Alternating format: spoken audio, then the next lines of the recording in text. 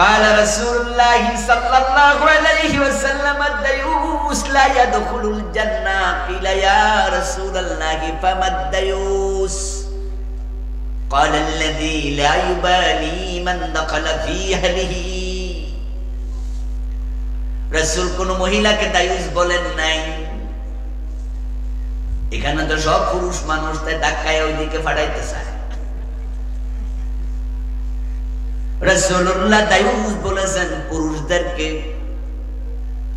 বাংলাদেশে কে বা কারা এই ভুল প্রচলন চালু করছে, কোন মহিলা যখন উল্টা পাল্টা চলে তখন হেরে বকা দেয়, এই মহিলাটা একটা দায়ুস।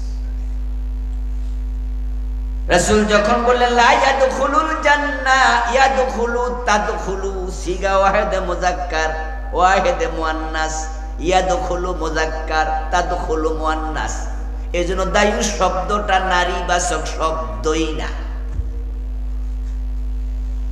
দায়ুস শব্দটা বানানো হয়েছে পুরুষের জন্য।